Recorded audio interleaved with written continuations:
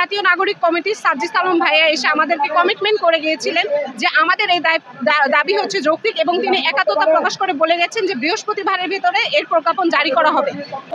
আমাদের আপাতত কথা হচ্ছে আমাদের কেন্দ্রীয় কমিটি থেকে আমাদের দাবি যদি আজকে আমাদের প্রজ্ঞাপন না দেওয়া হয় আমরা এই রাজপথ ছাড়ব না। আমাদের যে দাবি সেটাকে বাস্তবায়ন না করলে এই স্বাস্থ্য ব্যবস্থা আরো ভঙ্গুর হয়ে যাবে। আমি মনে করি আমাদের দেশকে সুস্থ করার জন্য এদেশের ডাক্তার সমাজকে সুস্থ রাখতে হবে। আমাদের দাবিটা হচ্ছে গত 3 বছর ধরে আপনারা জেনে আসছেন যে আমরা প্রাইভেট পোস্ট গ্রাজুয়েট ট্রেনি যারা হসপিটালগুলোতে কর্মক্ষেত্রগুলোতে আমাদের সপ্তাহে 48 ঘন্টার বেশি ডিউটি করে থাকি, তাদের দাবি হচ্ছে আমাদের ভাতা 50,000-এ উন্নতিকরণ অথবা তা নবম গ্রেড বা তার সমমূল্য পরিমাণ করতে হবে।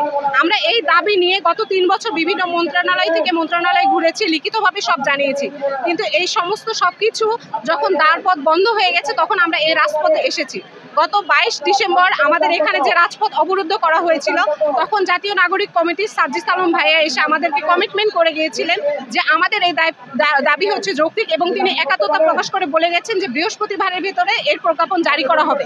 কিন্তু সরকারের পক্ষ থেকে একটা প্রহসনমূলক প্রজ্ঞাপন আমাদেরকে জারি করা হয় যে আমাদের ভাতা 30,000 করা হবে, যা আমাদের দাবি ছিল না। আমরা সেটা প্রত্যাখ্যান করেছি এবং আজকে এই রবিবার মহাসমাবেশে ডাক দিয়েছি যেন আমাদের রাজপথ থেকে আমাদের দাবি, এই যৌক্তিক দাবিটা আদায় হয়, এবং এই রাজপথে আমাদের হচ্ছে স্বাধীনতা শিকড় রয়েছে। এই জন্য আমরা এই রাজপথে, আমরা জানি আমাদের দেশ অনেক অস্থিতিশীল এবং আমরা তা স্থিতিশীল অবস্থায় ফেরত নিতে চাই, কিন্তু আমাদের যে দাবি সেটাকে বাস্তবায়ন না করলে এই স্বাস্থ্য ব্যবস্থা আরো ভঙ্গুর হয়ে যাবে। আমি মনে করি আমাদের দেশকে সুস্থ করার জন্য এদেশের ডাক্তার সমাজকে সুস্থ রাখতে হবে। এটা অবশ্যই বৈষম্য করা হচ্ছে, কারণ আমরা হচ্ছে সপ্তাহে 48 ঘন্টা বেশি ডিউটি করি, মর্নিং করি, ইভিনিং করি, নাইট করি। আমরা তো এটাই বলতে চাই যে আমাদের যে ভাতা সেটা একজন প্রধানমন্ত্রীর ভাতার সাথে তুলনা করতে চাই না, একজন ড্রাইভার, একজন রিক্সা চালক তার সাথে আমরা তুলনা করতে চাই না। আমরা চাই আমাদের যে মেধা এবং আমরা যে পরিশ্রমটা দেই আমাদের সেই পারিশ্রমিকটাই আমাদেরকে দেওয়া হোক।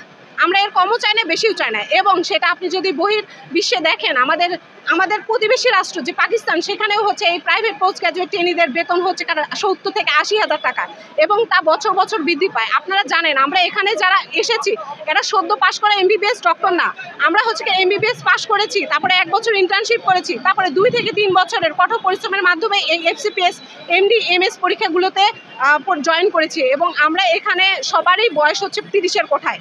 আমাদের সন্তান আছে, আমাদের সংসার আছে, আমাদের মা বাবাদের দেখতে হয়। কিভাবে একজন ডক্টর এই 20,000 টাকা দিয়ে যা 6 মাস পর পর দেওয়া হয় তার পরিবারকে চালাতে পারেন? আপনাদের কাছে এই কোশ্চেনটা আমার রয়ে গেল। সরকারের প্রতিনিধি বলতে আমাদের এই সরকারটি কি একটা গণ অভ্যুত্থানের পরে আসা তো সরকার, একটা গণ অভ্যুত্থানের পরে এবং এই গণ অভ্যুত্থানে তো সার্জিস আলম ওনাদের ডাকেই তো সবাই এসেছিল, তো ওনারা সরকারের প্রতিনিধি কেন বলবো না?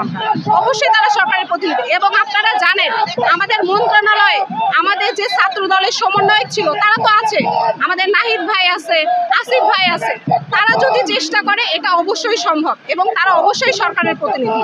এবং আমাদের অন্তর্বর্তীকালীন যে সরকার, এটা আমাদের জনগণের সমর্থিত একটা সরকার। আমাদের আপাতত কথা হচ্ছে আমাদের কেন্দ্রীয় কমিটি থেকে আমাদের দাবি যদি আজকে আমাদের প্রজ্ঞাপন না দেওয়া হয় আমরা এই রাজপথ ছাড়ব না। সর্বশেষ ডিসিশন আমাদেরকে জানানো হবে, সেটা আমাদের কেন্দ্রীয় কমিটি থেকে আপনাদের বলবো।